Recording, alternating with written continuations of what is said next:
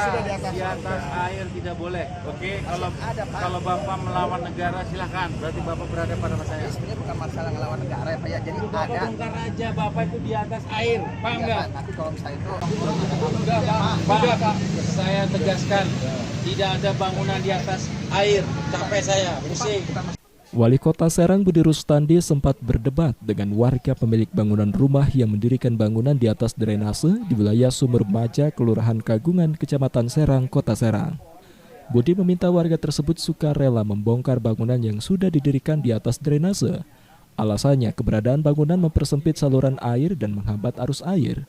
Dampaknya menyebabkan banjir di wilayah Kagungan, Lontar hingga Kepandean. Dalam sidak yang dilakukan, Budi Rustandi didampingi Ketua Satgas Percepatan Investasi dan Pembangunan Wahyu Nur Jamil, Kepala Dinas PUPR Kota Serang Iwan Sunhardi, dan Kepala Diskominfo Kota Serang Arif Rahman Hakim, serta lurah setempat ke wilayah terdampak banjir pada Senin 5 Mei 2025. Politisi Gerindra itu menemukan 5 hingga 7 bangunan berdiri di atas drainase, termasuk adanya sampah. Kondisi tersebut membuat penyempitan dan penyumbatan drainase hingga menyebabkan banjir di wilayah Kagungan, Lontar hingga Kepandean.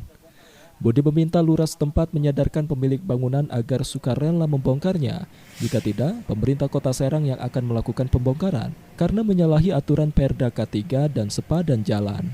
Kedepan, pihak DPUPR Kota Serang akan membangun saluran drainase di wilayah tersebut untuk memperlancar arus air.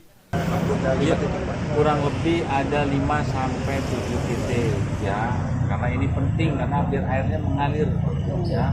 Bahkan nanti kita akan Pak Kadis, Pak Iwan akan melakukan pembangunan. Nah, ini perlu koordinasi karena banyak juga yang miss terkait bangunan dan sudah dipagar, sampai masyarakat ketika banjir yang dasar kemarin itu sampai bongkar sendiri pagar orang. Penyempitan, sampah. Dulu biasanya kalau situnya macet larinya ke sini airnya, ke tanah kosong bangunan ini. Terus Bapak pengen seperti apa nih Pak, irigasi ini Pak?